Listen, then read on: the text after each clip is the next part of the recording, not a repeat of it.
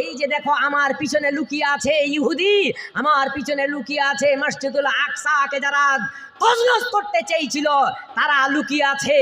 এই যে দেখো দেখিয়ে দেবে ফাকতুলুহুম, দেখে তাদের কতল করবেন, কিন্তু একটি গাছকে তারা কোনোদিন ছাড়বে না। ওই গাছটাকে তারা খুব ভালোবাসে, আজও পর্যন্ত ইসরায়েলের ভূমিতে ওই গাছ লাগাচ্ছে। ওই গাছটার নাম হাদিসে এসেছে গারকাত।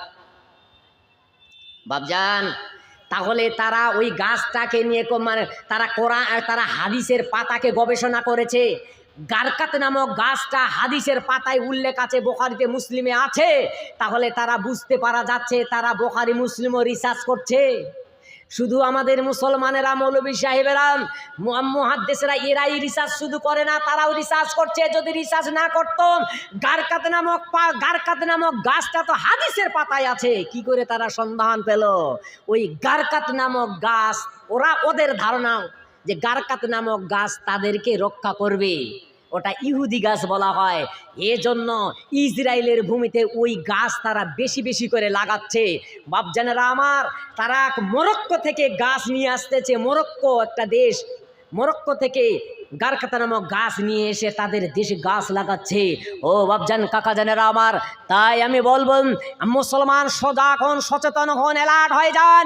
যে মসজিদুল আকসা বিজয়ের ডঙ্কা বাজানোর জন্য যখন ইউসা বিন নূন যুদ্ধ করেছিলেন, কখন মূসা আলাইহিস সালাম মিশর থেকে চলে যাচ্ছেন, পালিয়ে যাচ্ছেন না।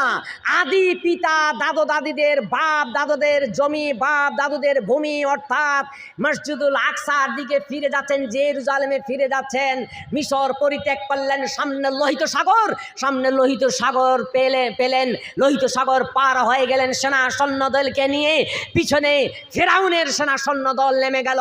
আল্লাহ পাক অর্ডার করলেন, দুই দিকের পানি একত্রিত হয়ে গেল, ফেরাউন ওখানে ডুবে মরল।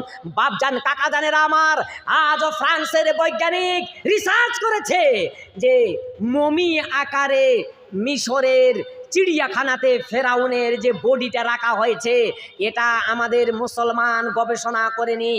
যিনি ছিলেন ফ্রান্সের বৈজ্ঞানিক, গবেষণা করলেন যে লোহিত সাগরে এই জায়গায়, যে মিশরের মানে লোহিত সাগরের এই জায়গায় ফেরাউনের লাশ ডুবেছে। তারা কোরআনের আয়াতটাকে কোট করলো, রিসার্চ করতে আরম্ভ করলো। রিসার্চ করতে করতে করতে করতে কোরআনের সত্যায়ন তারা পেয়ে গেল। বাপজান, কাকা জানের আমার, এরই নাম হচ্ছে কোরআন। বিন্দু মাত্র যার মানে ভুল ত্রুটি নেই।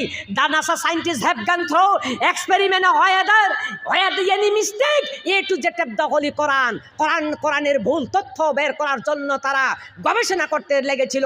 বাপজান, কাকা জানেরা আমার, কোরআনের প্রথম থেকে শেষ পর্যন্ত গবেষণা করলো, no doubt, no suspension, A to Z of the holy Quran. পরিশেষে তারা ফাইনাল ডিসিশন দিয়ে দিল, কোরআনের মধ্যে বিন্দুমাত্র ত্রুটি নেই।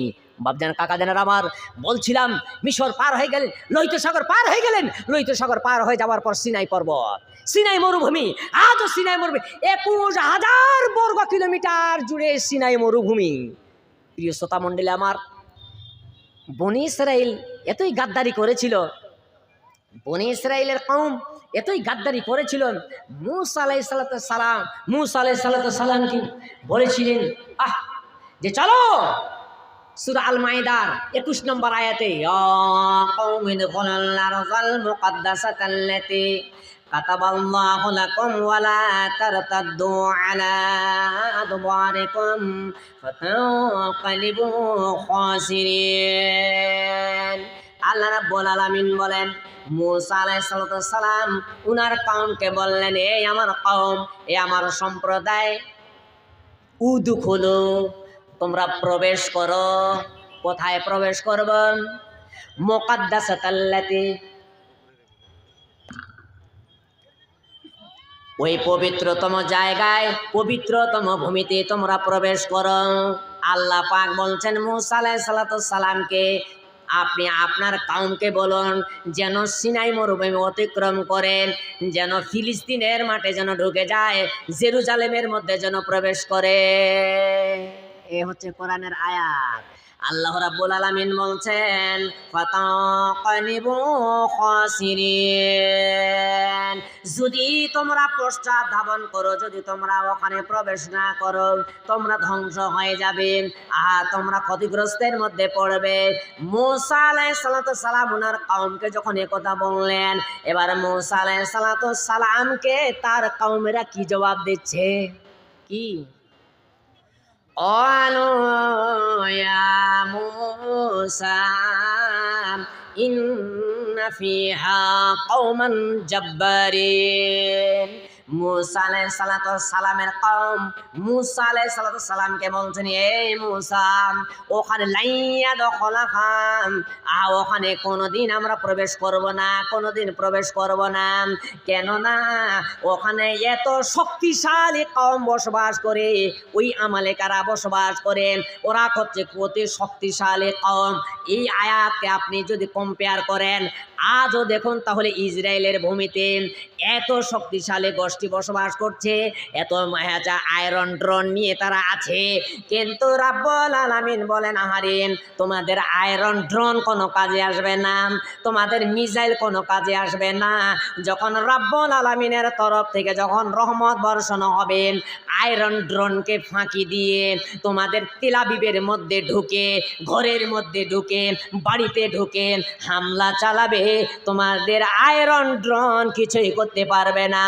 বাপজান, কাকাজান আমার, মূসা আলাইহিস সালামের কওম বলল, এই মূসা, ওখানে আমরা প্রবেশ করব না, কেননা ওখানে শক্তিশালী কওম বসবাস করে, ঢুকবো না। তখন ঢুকবো যখন ওখান থেকে ওই শক্তিশালী কওমেরা বের হয়ে যাবে। আমালেকা কওম বসবাস করত, খুব শক্তিশালী, পাওয়ারফুল। ওরা যখন বের হয়ে যাবে তখন আমরা ওখানে ঢুকবো। বাপজান, কাকা জানেরা আমার, এবারে সূরা আল মায়েদার 23 নম্বর আয়াত, 24 নম্বর আয়াত আল্লাহ পাক 23 নম্বর আয়াতে বলছেন, ক্বালা রাজুলানে, ওই যে ব্যক্তিগুলো ছিল তার মধ্যে 2 জন ব্যক্তি ছিলেন, এরা ছিল আল্লাহ ভীরু, এরা ছিল ইমানদার। এই 2 জনের মধ্যে একজন হচ্ছে ইউসা বিন নুন, আর একজনের নাম হচ্ছে কালবি। এই 2 জন লোক বলেছিলেন, না না, আল্লাহর ওয়ার্ডারে আমরা এখানে প্রবেশ করবই করব। বাপজান, কাকা জানের, আবার যে ফেরাউন, যে মূসা আলাইহিস সালামের কওম বনি ইসরাইলদেরকে ফেরাউনের হাত থেকে আল্লাহ পাক বাঁচিয়ে নিয়েছেন। মূসা আলাইহিস সালাম দোয়া করেছিলেন, এ আল্লাহ, এই সিনাই মরুভূমিতে এরা বসবাস করছে, এরা যেন সমুদ্রের পানি, লবণাক্ত পানি পান করতে পারবে না, তাদের সুস্বাদু পানির ব্যবস্থা করে দাও। আল্লাহ পাক বললেন, মূসা, লাঠিটার বাড়ি মারো পাথরে। পাথরে আঘাত করা হলো, 10-12টি যেন নহর বের হয়ে গেল, তারা পানি পান করতে আরম্ভ করলো। শুধু তাই নয়, আল্লাহ রাব্বুল আলামিন ইতিহাস সূরা বাকারায় বর্ণনা করেছেন, আল্লাহ তাবারক ওয়া তাআলার কাছে মূসা আলাইহিস সালাম এবার দোয়া করতে আরম্ভ করলেন, এ আল্লাহ, আমার কওম বনি ইসরাইলেরা কি পান করবে, কি খাবে, হে আল্লাহ, খাওয়ার ব্যবস্থা করে দেন। আল্লাহ পাক যেন আকাশ থেকে, আসমান থেকে মানুয়া সালোয়ার ব্যবস্থা করে দিলেন। বাপজান, কাকা জানেরা আমার, আল্লাহর পক্ষ থেকে মানুয়া সালোয়া আসলো, আল্লাহর রহমতের খাওয়া তারা ভক্ষণ করতে আরম্ভ করলো। আল্লাহর দেওয়া পানি পাথর ভেদ করে যেন পানি বের হয়েছে, এটা পান করতে আরম্ভ করলো। যেন বনি ইসরাইলদের কওমকে ফেরাউনের কবল থেকে বাঁচিয়েছে, ফেরাউনের অত্যাচার থেকে বাঁচিয়েছে। আবার সেই কওমকে যখন বলা হলো, তোমরা জেরুজালেম বিজয়ের জন্য তোমাদের যুদ্ধ করতে হবে, এবার ফেরাউন তোমাদের জেরুজালেম বিজয় করার জন্য, ফিলিস্তিন বিজয় করার জন্য তোমাদের যুদ্ধ করে ওখানে প্রবেশ করতে হবে।